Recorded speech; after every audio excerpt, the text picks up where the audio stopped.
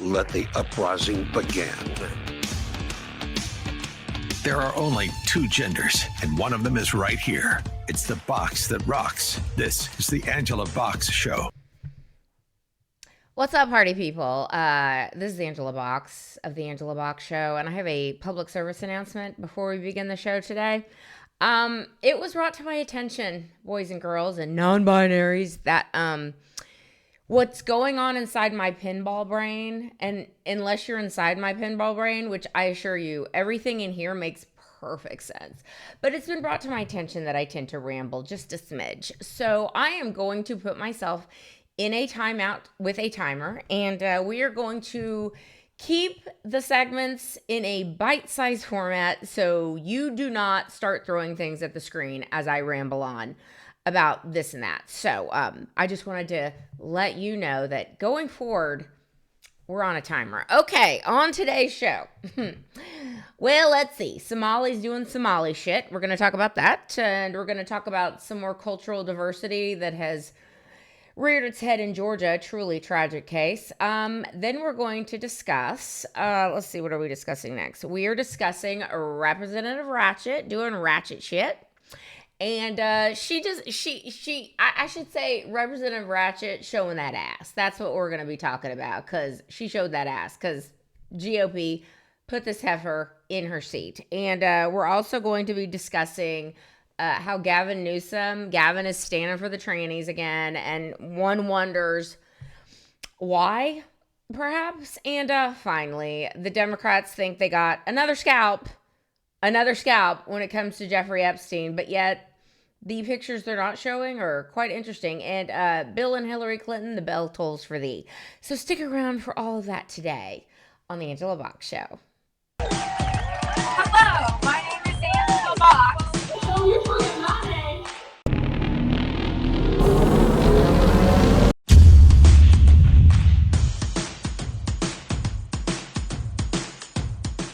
The Somali plot doth thicken. We've learned a lot in the last week.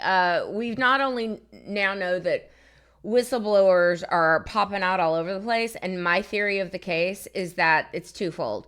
Number one, they don't want to be caught with their pants down, and they want to be like, I want it to be on the record that I said something. So that's, I think, motivation number one. Motivation number two is because these public servants had been cowed into silence because, you know, Somalians are black, so you can't hold black people to account for anything. I mean, just look at any major Democrat city. Is that not the rule, not the exception? Okay, so it's not going to work. It's not going to work. And this is really an example of karma in action, because there's a lot of karma coming. So let me start going through the stuff I've collected on this little topic here. First and foremost, a new whistleblower has come forward and said that there is fraud not only in Minnesota, but evidently there's lots of diversity in Maine, of all places now. Maine, which used to be as lily white as they come, now has more diversity than they can shake a stick at. And so the Somali community in Maine has the same issues as the Somali community in Minnesota. And wouldn't you know it, the Somali community in Ohio has the same issues as the aforementioned Somali communities. And, you know, I feel like Ohio is really getting lucky, because not only are they getting, a glut of Somalis who eat the most disgusting food evidently on planet Earth. Insert Jacob Fry trying not to vomit here.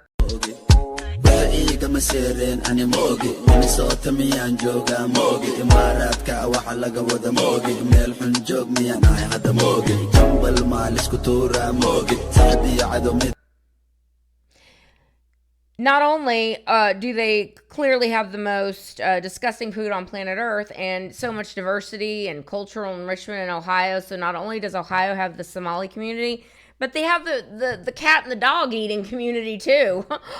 The Haitian community, ladies and gentlemen. I mean, Ohio's cup runneth over. Anyway, back to the story. So evidently there are whistleblowers coming out all over the place, telling on what is going on in these states with these Somali families. Now, CBS actually committed a random act of journalism, and I submit to you the only reason that this was in on CBS.com and maybe on CBS News. Mary Weiss, who is just, the lady of the hour when it comes to independent journalism, and is a billionaire now. And it's ironic because I believe she was once fired from CBS. And now she's running CBS. She was fired from one of the main ones. I don't know, one of the left-wing kook organizations, when she had the temerity to question the COVID insanity. And she was like, maybe we should have some critical thinking about this. And they're like, no, off with your head. So she was like, fine, cool,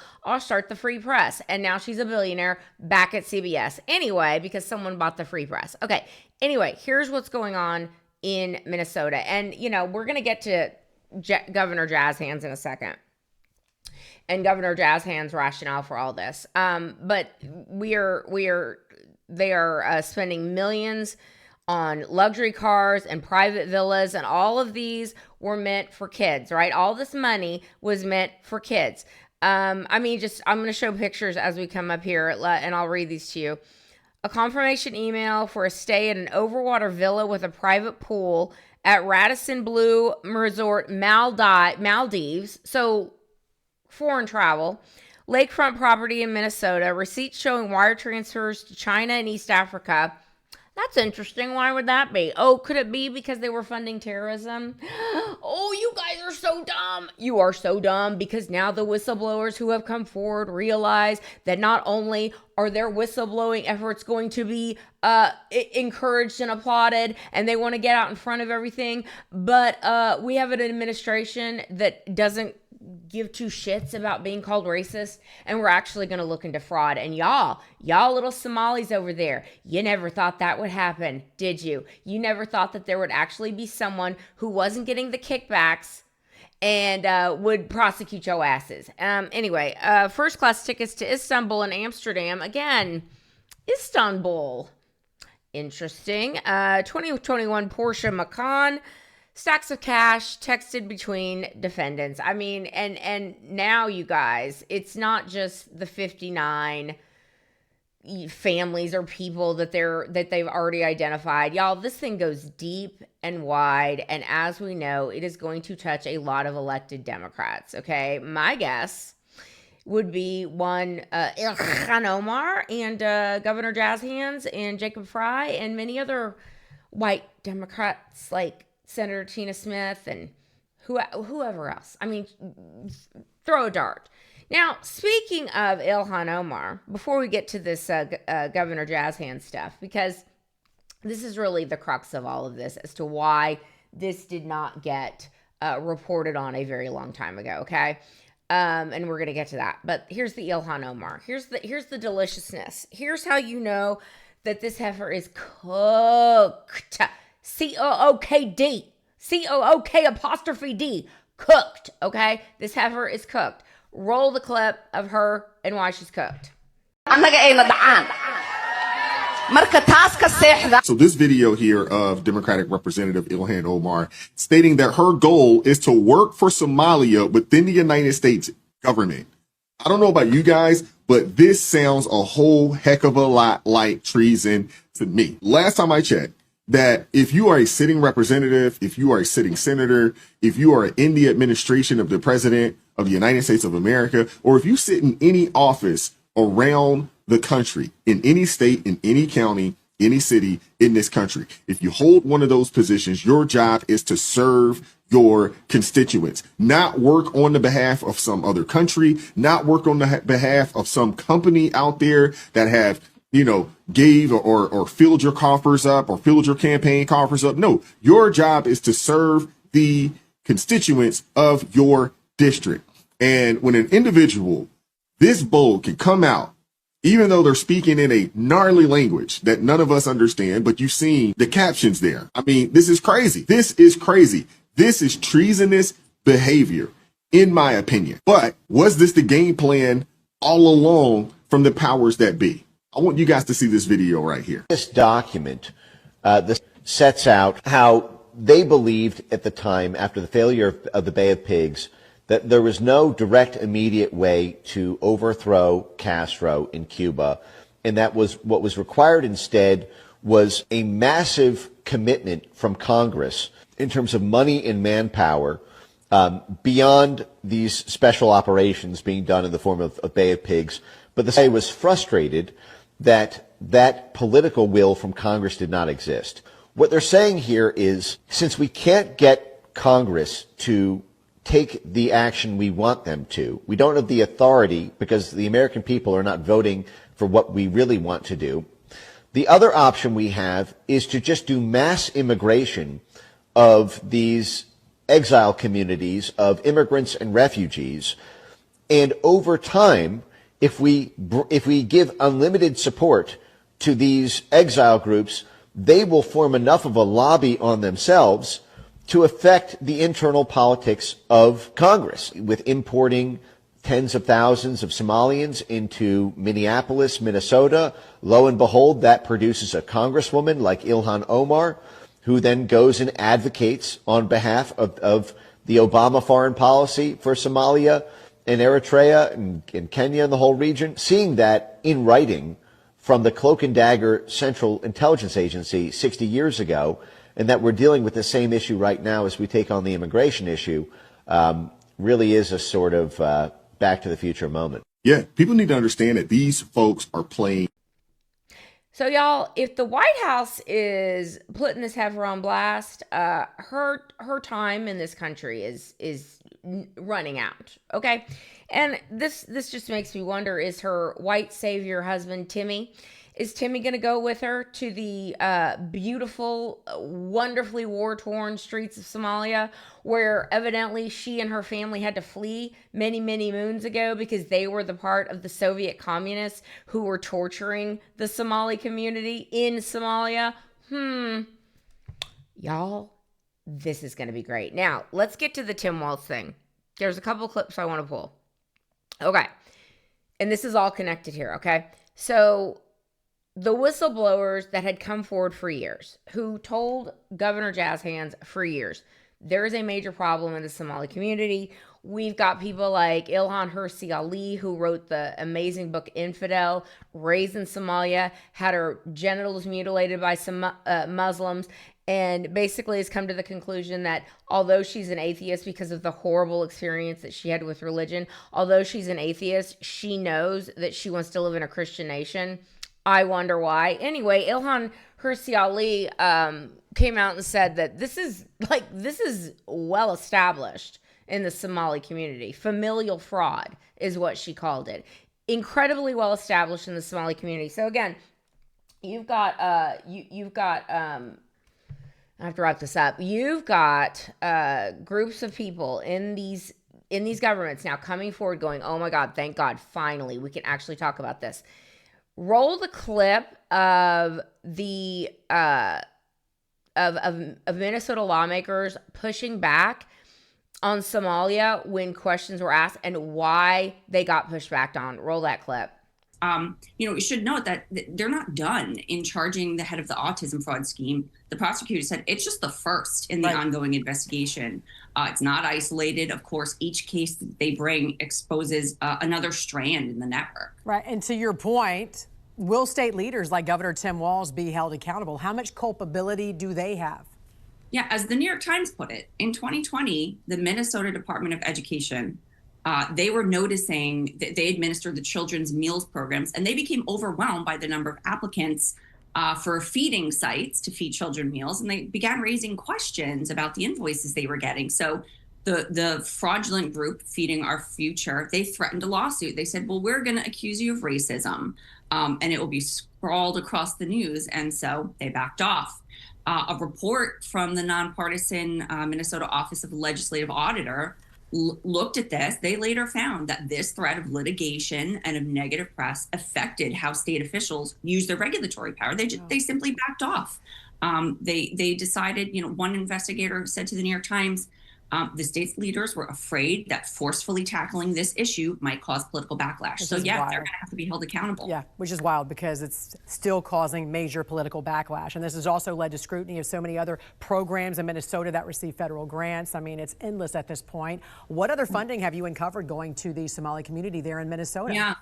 So we just did a quick search using a few keywords. We were able to find $27 million in additional federal grants that went specifically to the Somali community. And that's since fiscal year 2021. There's probably more. About half of that was spent on various projects at the University of Minnesota. A lot of them were assimilation issues with the Somali community, trying to get them to sort of assimilate. Things for $467,000 for a project, trying to reduce barriers like anti-Muslim racism and rural social isolation that impact Somali youth. One for $773,000 called training research educators in Minnesota while increasing diversity. Lots of things like that. $2.6 million for autism spectrum disorder research. That's separate that we know of from the state autism program where that fraud was found. That program started with $3 million, that fraudulent program, $3 million, and it went up to $400 million 5 years later.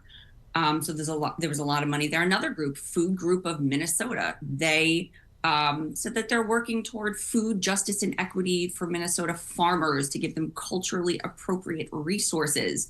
That was $2.2 million from the federal government. There's a lot more funding that could fall prey to fraud and should be looked at.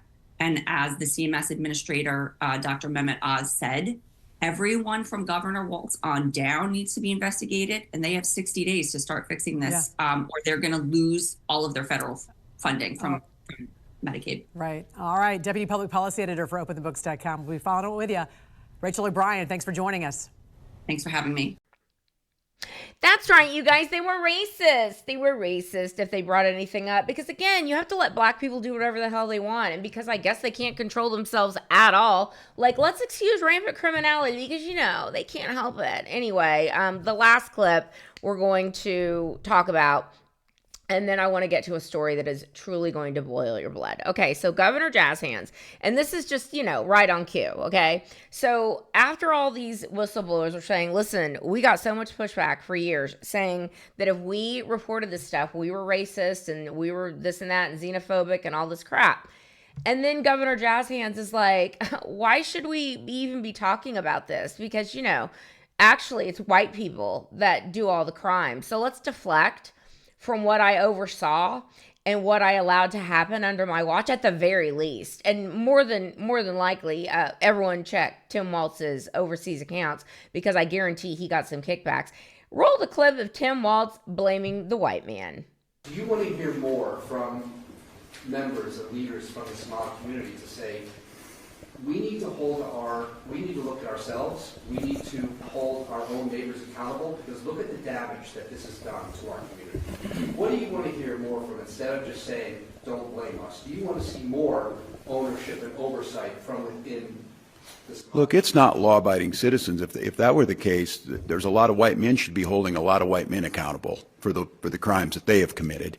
I think for the community to maybe educate their population, because I think what you're seeing here is there's secondary victims in this, that there's providers inside the community that are then victimizing the community themselves by signing them up, because when we're going to some of these people, they're like, I had no idea I was in this program. So I think it's asking us then, for every crime, which of course the majority being committed by white men, asking us to do more about that. I think it's crime in general.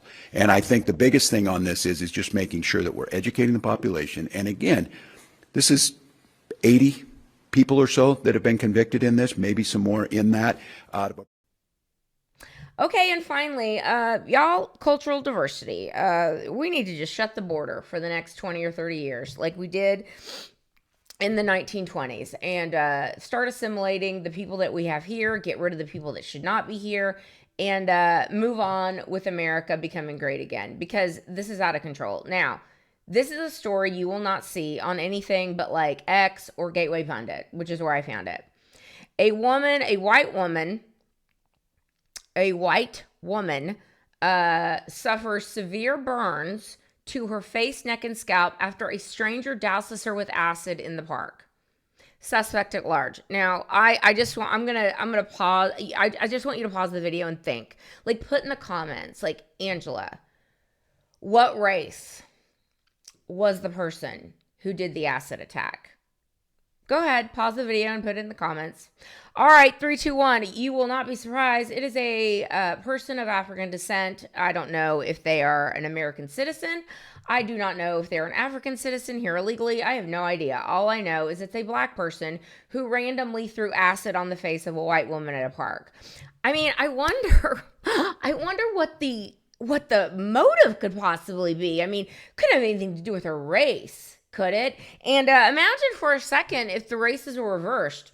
The country would be burning down, and this would be wall-to-wall coverage. I'm inserting pictures of this woman. Please pray for her. This is an absolutely horrific thing to happen to anybody, and I hope they find this monster and lock him up and throw away the key.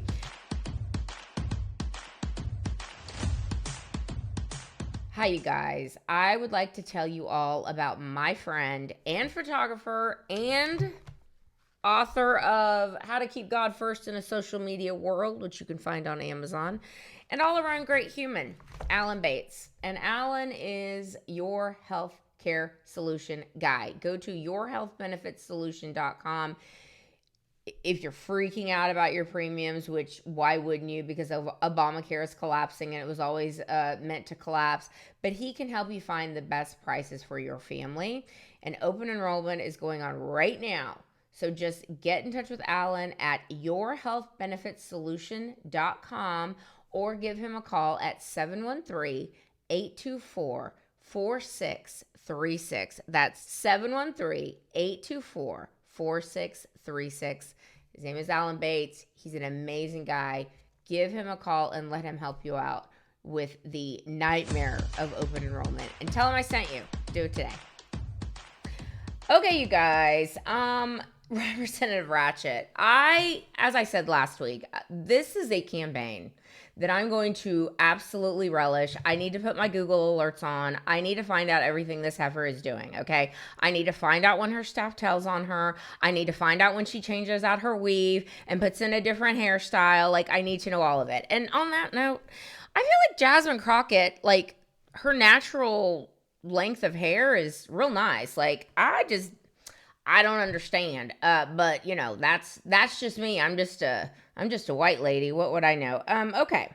Here is what's going on with Jasmine. So Representative Ratchet decided she was going to run for Senate last week, and you know, she just let it be known that the world needs more of her. The world needs her voice more. Okay? We don't hear enough of her.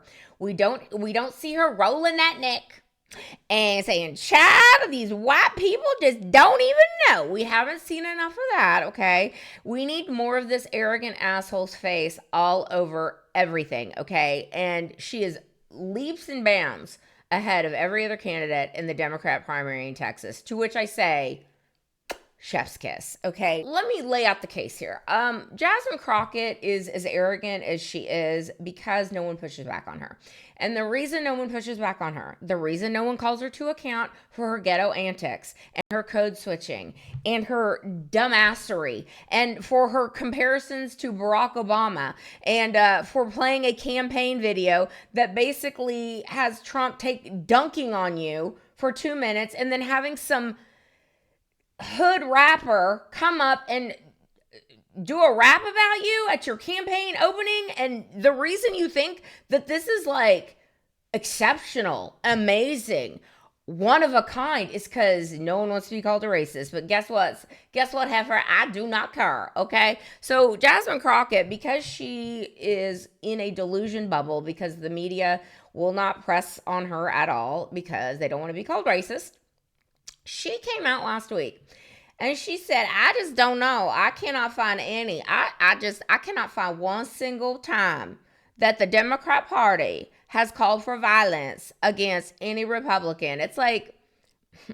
what are you even saying? So the GOP decided, you know, here's just a short 2-minute compilation of all the times Democrats are calling for violence. And then the violence that gets carried out by your rabid, insane base of left-wing, blue-haired, fat, pit-haired, dykey lunatics. Why can't I exist as my true self right now? That's not your true self, that's why. This! You don't think this is my true fucking self? What the fuck is your true self? You fucking ignorant piece of shit is their true self being a little fucking pussy who's shorter and feels insecure about how they are? What? Oh, you don't like coming into people's spaces and getting them uncomfortable for being their true self? You don't like when people fucking do that to you? Then fucking learn and do that somewhere else and stop coming here, you fucking piece of shit! Alright, man. I love you. I'm not a fucking man, and you don't love me! You wonder why the trannies that stand for the Democrat Party, you wonder why that people get assassinated? Roll the clip. I challenge somebody to go and find a clip of a Democrat invoking violence. Let's extinguish him for good. I will go and take Trump out tonight. We're going to fight it in the courts, and we're going to fight it in the streets. When they go low, we're going to bury them below the Capitol. That's what we're going to do. We take them to the mud and choke them out. You know, there needs to be unrest in the streets for as long as there's unrest in our lives. I just don't even know why there aren't uprisings all over the country, and maybe there will be. We're walking down a damn different path. We're fighting fire with fire, and we're going to punch these sons of bitches in the mouth. I'd take you behind the gym and beat the hell out of them. Punch back, kick back, dunk over their heads, and win some fucking power. Fight back, punch back, and make sure that they stay down. And you know what? Kick them when they're down, because they deserve it. I think that you punch. I think you punch. I think you're okay with you okay with punching. We are at war. And that's why the gloves are off, and I say, bring it on. We are not only gonna punch you back, but we are gonna knock you out. Like we're in a war right now to save this country, and so you have to be willing to do whatever is necessary in order to save the country. Well, I am here to tell you, not only are we gonna punch back, but we about to beat you down. And goddamn it, shut down the city! We are at war! When they go low, we kick. Even in states where Donald Trump won big, that it does you any good running away from Donald Trump. I think you need to go back and punch him in the face. Let's make sure we show up wherever we have to show up. And if you see anybody from that cabinet in a restaurant, in a department store, at a gasoline station, you get out and you create a crowd. And you push back on them. And you tell them they're not welcome anymore, anywhere.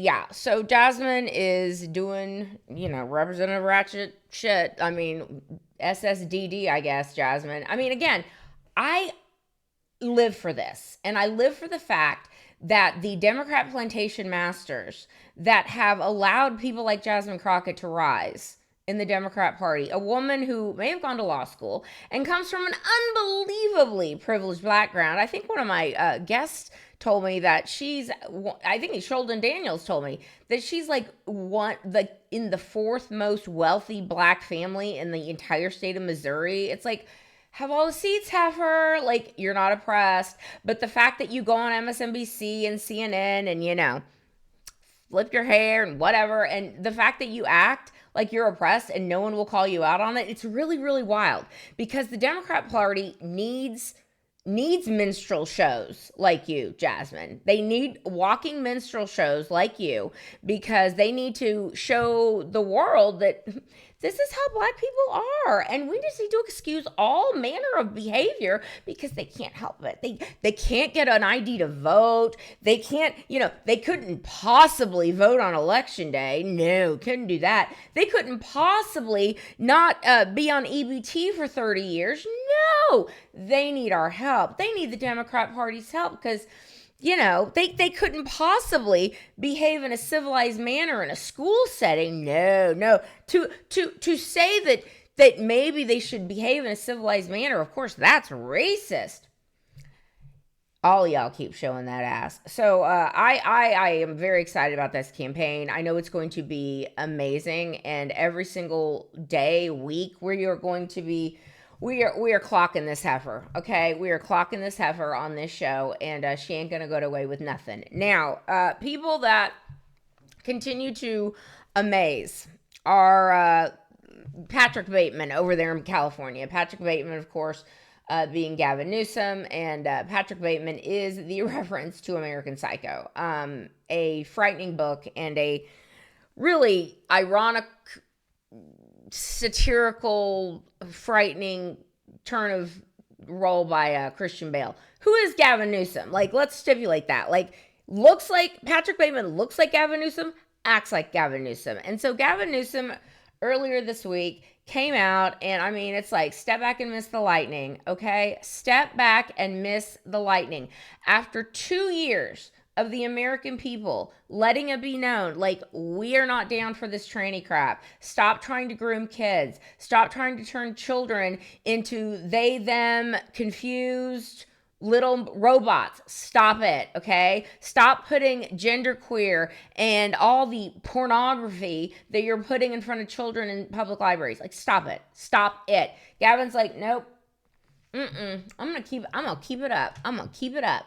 And in fact, he came after Elon Musk's transgender son, a biological boy named Xavier, who has a mental illness called transgenderism and is now cosplaying as a girl.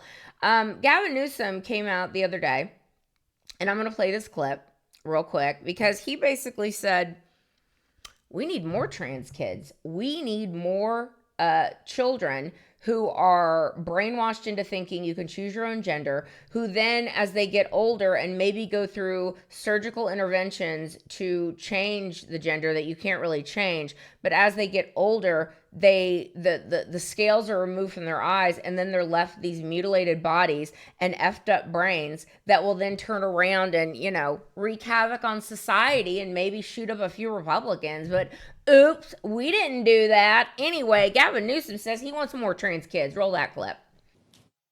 80% of the people listening disagree with my position on this, but it comes from my heart, not just my head. It wasn't a political evolution. It was position being that I don't think it's. I want to see trans kids. I have a trans godson. There's no governor that's signed more pro-trans legislation than I have, and no one has been a stronger advocate for the LGBTQ community. This dark-sided freak, okay? 100% dark-sided, evil, satanic, whatever you want to say about Gavin Newsom. He is all the things. He is also the Democrat Party 2028 frontrunner. So there's that. He thinks this is like a winning issue, which tells me that the transgender lobby, the transgender lobby gives that man a lot of money, okay? Because he wouldn't be doing this if he wasn't getting money. And so he came after Elon Musk, not the smartest thing to do. He said this, California Governor Gavin Newsom, I want to see trans kids. There's no governor that's done more pro-trans legislation than I have, as you saw in the clip. And then Governor Newsom's press office said, correct. We're sorry your daughter hates you, Elon. Like the official Gavin Newsom press office, just like the White House put Ilhan Omar on blast on the White House official account, put the whole, here's how Ilhan married her brother and this heifer's getting deported. Gavin Newsom put it out on the official governor's website. It's like, wow, okay. So Elon responded, and he was like, I assume you're referring to my son Xavier, who has a tragic mental illness caused by the evil woke mind virus you push on vulnerable children. I love Xavier very much, and I hope he recovers. My daughters are Azure, Exa, she goes by Y, I don't know, and Arcadia, again, I don't know. And they do indeed love me very much. So put that in your pipe and smoke it, and let's step back and miss the lightning. Okay, you guys, you know about my friends at New Frontier Creative. You know about Becky and Kevin Blaylock, and they're not only the people I work with that create my content, that have updated my website. Created my website, created my logos, all of it. Can run interference for me if I want them to on social media, like can do everything. Not only are they great creative people and artists and unbelievably talented at what they do, but I also consider them friends. And that is why I so highly recommend New Frontier Creative. If you are looking to upgrade your business cachet, You need to have things that look good. Your logo needs to look fire. You need to have social media, all that good stuff. You need to have great production value on things, and the Blaylocks can help you with all of this. So just go to newfrontiercreative.com. And when you use my name, Angela Box, you're going to get 15% off your whole order. So just bundle everything together. Do it all at once. One fell swoop. Boom, done. And you're going to be working with patriots that don't hate you and that do impeccable work. newfrontiercreative.com. Check them out.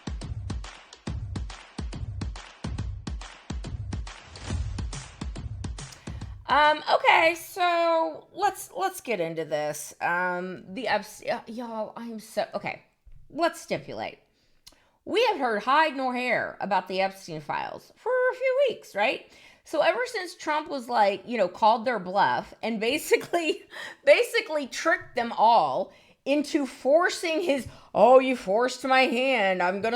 We should probably release everything. I don't know. I mean, y'all, this is the guy from 2015, before he was even president, that said there's a lot of people that have a lot of problems with Jeffrey Epstein, and I ain't one. Roll that clip.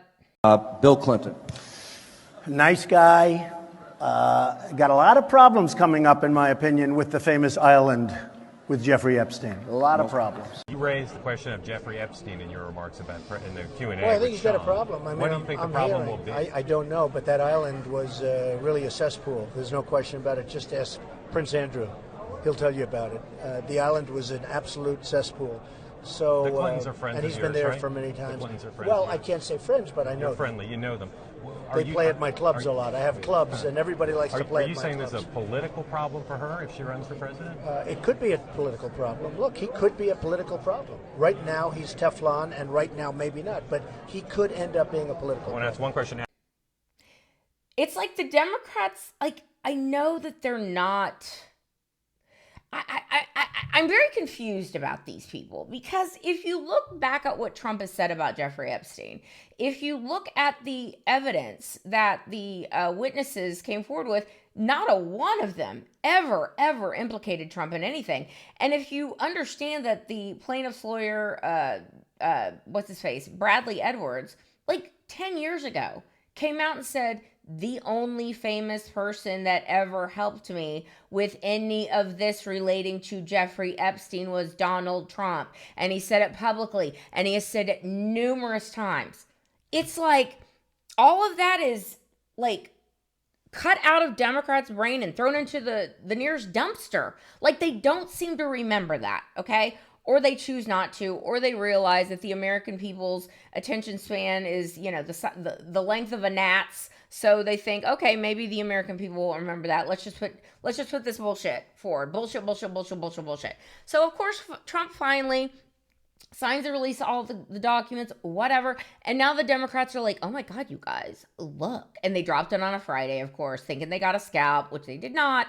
Dropping all these pictures of oh my God, you guys, oh my God, look at all these pictures of Donald Trump with these underage women with their faces having boxes over them because, they're underage. And oh my God, you guys, Trump is a pedophile. We got him. We finally got him.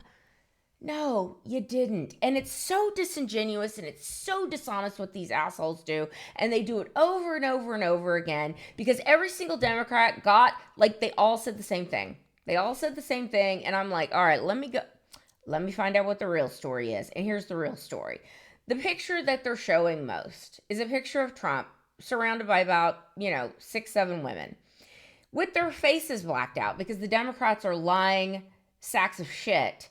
And they want their idiot constituents to believe that Trump is palling around with Epstein and underage children, okay? And then, of course, the real story is that it's from a Hawaiian tropic, competition that I guess Trump was judging or something that had been released 10 years ago. And these pictures are all clearly of women that are of age, okay?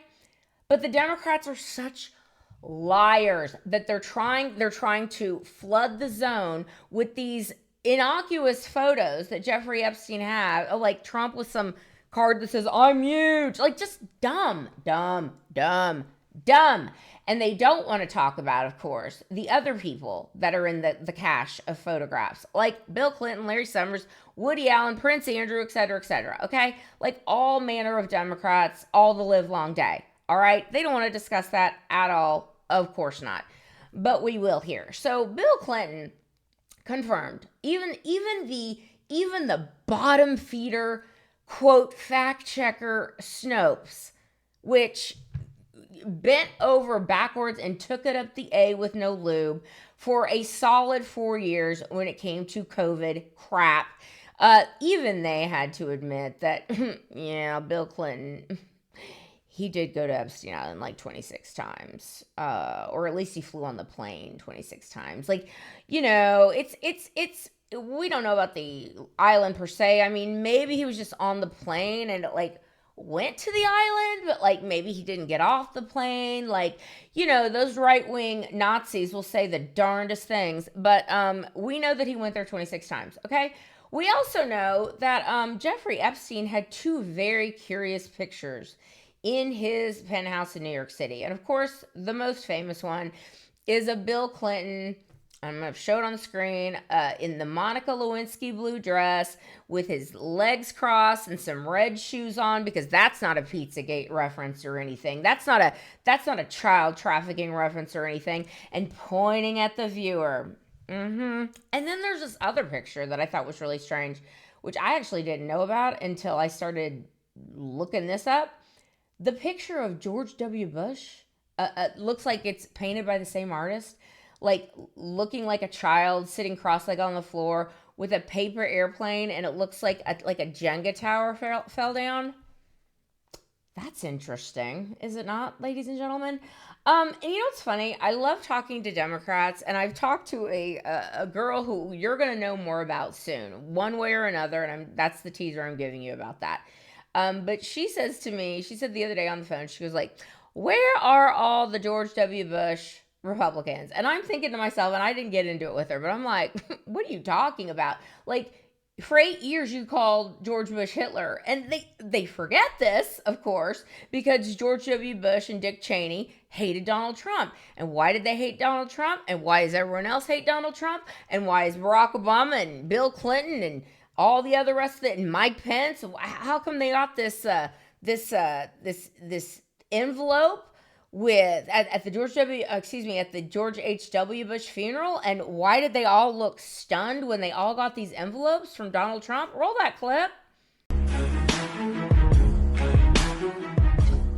After Hillary Clinton opened her program brochure at George H.W. Bush's funeral, an envelope fell into her lap.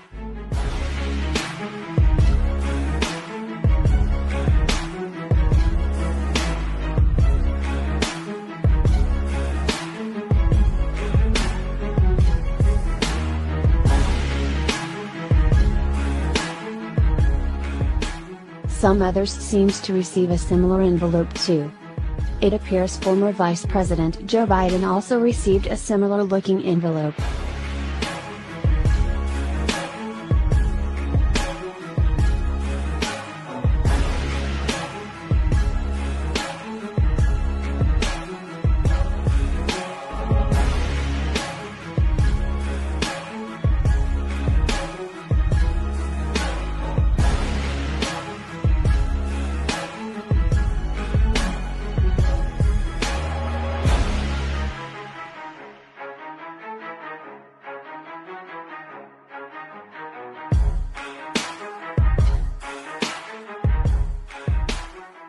Karen Pence also received the envelope.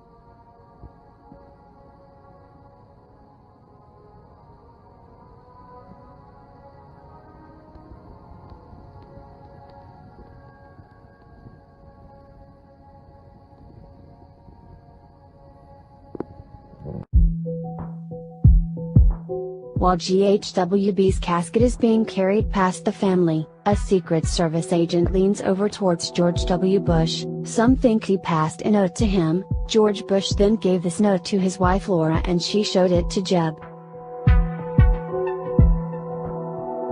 Jeb Bush was looking the casket go by with his hand over his heart, but quickly getting irritated after Laura Bush showed him the paper she was holding. Jeb looked like horrified at whatever he saw.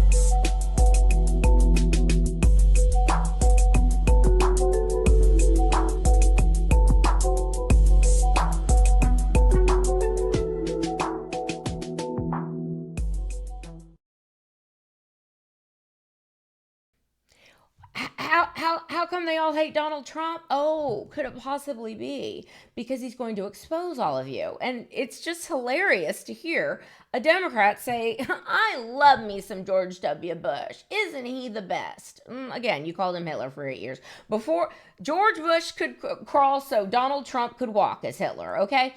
Now, let's discuss how the James Comer Oversight Committee is requesting the presence of Bill and Hillary Clinton. And Bill and Hillary Clinton have been subpoenaed for a very, very long time. They've been subpoenaed to come and give testimony about their old pal, their good buddy, the guy that, was at the guy whose girlfriend, Ghislaine Maxwell, was at Chelsea Clinton's wedding, the guy who helped start the Clinton Foundation and the Clinton Global Initiative and was one of the main financial backers. Ooh, there's my timer. I got to wrap up. One of the main financial backers of said foundation. How come, you don't want to come and talk to us about him?